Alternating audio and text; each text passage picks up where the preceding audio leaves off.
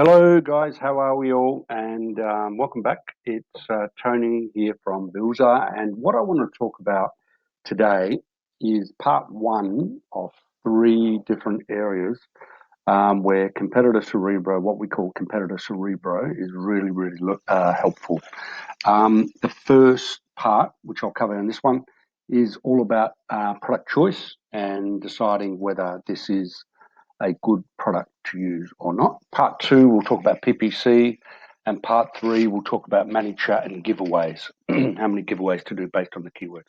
So this is part one, and what I chose was really just a product here based on scented candles, and I went with the keyword scented candles, and these are the ASINs that I chose based on this search here, and I use X-ray. Helium-10 X-ray, which is a Chrome extension. And if you haven't got it as a Chrome extension, please add it. It's well worthwhile.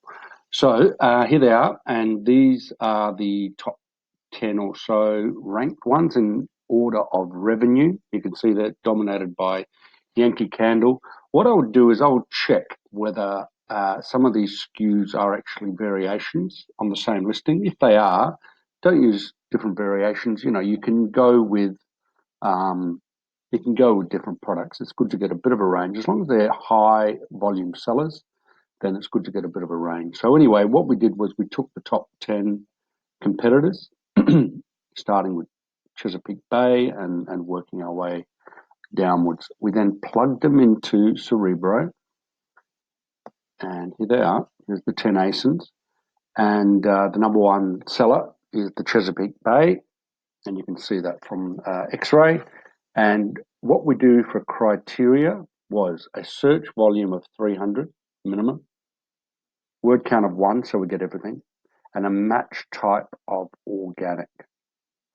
The only other thing we looked at was a number of sellers. Oh, I don't have number of sellers. Okay. So, no, that's a black box. Okay, ranking competitors, that's 2. So in other words, the number of competitors that are ranked for this phrase, we want to make sure we have at least a couple. So that's 2. All right. And then we did the apply, and this is what we came up with. And what I did was I put this into an Excel spreadsheet, which I have modified. What I wanted to show you guys, let's do the download again, because I did this in a discarded video. Let me do it again, and I'll just show you. Here it is here. Okay, so the things that we keep and the things that we discard, if you're launching, I definitely recommend that you keep the following. You keep search volume, you keep 8-day giveaway, and you keep all of the ASINs. We don't need Cerebro IQ score, though it can be handy. We don't need competing products. We'll keep the 8-day giveaways because that can be very handy for trying to get ranking, so something like manage chat, rank, and review. The other thing we want to keep, and this is where the 10th one comes in. A lot of people, when they're doing this, they only get 9, and I've made the same mistake too.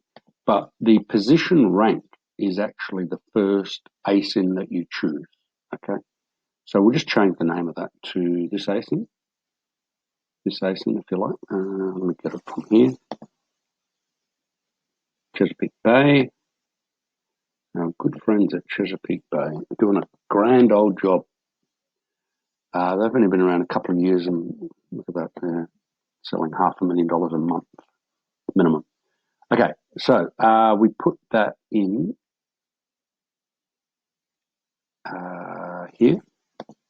We just replace this, all right, with that ASIN, because that's what it is. Okay, it's that ASIN, all right, and that's what it means. That's your 10th one. Okay, people do forget that. This we don't need any of these. We do need the ASINs, obviously. But we don't need any of these. Get rid of these, just delete them. And what you're left with is the search volume, 8-day giveaways, and the other thing we want to do is relevancy. And relevancy here, I'll put it in here, relevancy. The formula is pretty simple. It's equal to count. Basically, you're counting the top 30 rankings. Okay. So we're starting at E by the looks of it, E2. So we go E2 to, let's have a look. Oops. E2 to N2. Oops, so E2 to N2. Go back. Made a mistake there. E2 to N2. N2, comma, and then in inverted commas, less than 30. Okay, put that in a bracket, and that'll show you 10 for that keyword, which is candles on sale, got a relevancy of 10. Just double click that, and that'll show all the relevancies. The other thing you want to do is stop the relevancies at 3. Below 3, we don't think they're terribly relevant. Now, you've got to consider your product, right? If you're sourcing a product, you've got to make sure that these keywords do match up with your product. But let's assume that they do. So what we'll do is we'll do a filter, put a filter on everything, and actually I should have done both of them.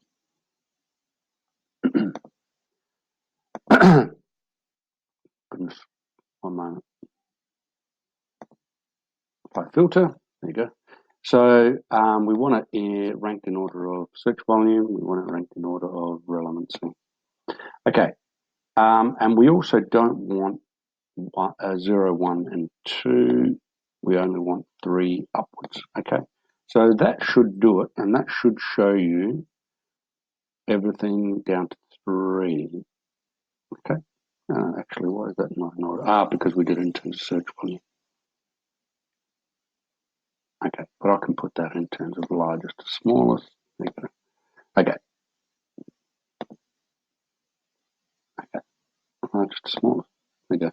All right, so that's doing it. That's doing it in terms of volume as well. All right, so so what we do then is we then basically this is what we have, and then we go to the next bit, which I'll show you on the slide that I've already done. This one.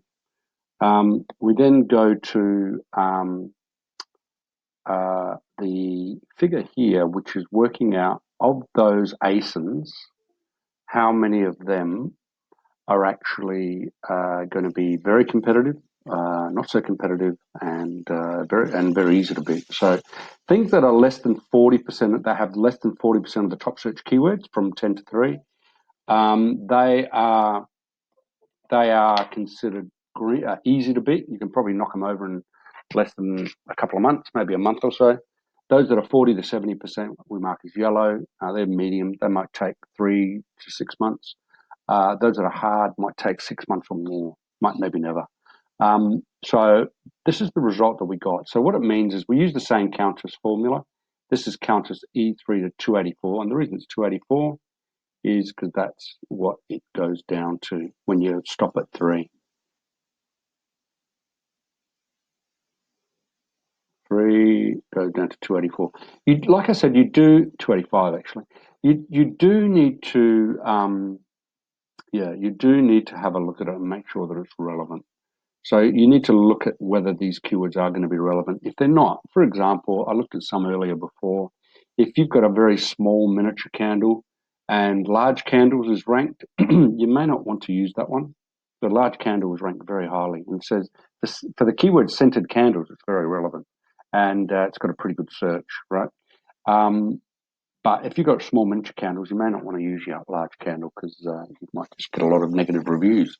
You say you're a large candle, and it can confuse Amazon as well. The idea of doing this is to make it very clear to Amazon that what you're selling and what you're comparing it. But for these competitive products, large candle comes up very strongly. Okay, as you can see, 2,000 searches a month and a relevancy of 9, which is very high.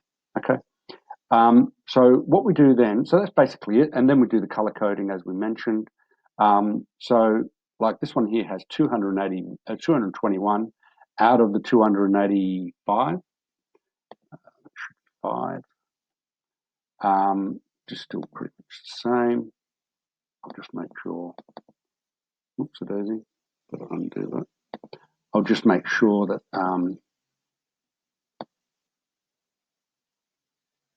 We've got all those. Yep, that's fine.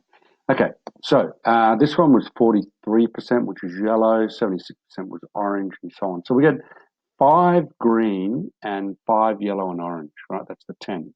So is that competitive, or is that a good opportunity or not? First of all, the opportunity score is having more low, medium, high. High is having more than 30 relevant keywords when you're at 300 plus searches a month, which is what we did. And they're well ahead of that, right? We are well ahead of it. We got, as we said, we had over 280, I think, so 284 or 282 or whatever it was, as you can see. So we got well over 30, okay? So that's good. So it's definitely a high opportunity from that point of view. Now, the risk is measured as if you've got 6 or more of the sellers are yellow or orange, that's a high risk. If it's 4 or 5, it's a medium risk. If it's less than 4, yellow and orange, it's a low risk. So we've got 5, so that's considered a medium risk. The thing that's interesting, though, is what I found interesting is that, look, it is definitely medium risk because of the fact there's 5, but 3 of them are in the low 40s. They could, if you had one more keyword under 30, they'd probably be under. If you had one less keyword, they'd be under 40%. They'd be green. You'd have suddenly just two orange and be a very high opportunity and also low risk. So I'd say it's borderline medium low risk as well. So this is a great opportunity. There's no doubt. Of the top 10 competitors, remember these are the top sellers. We got them from X Ray right here. Right here. We got them from X Ray. Here they are. Top sellers doing bundles. They are doing massive volumes.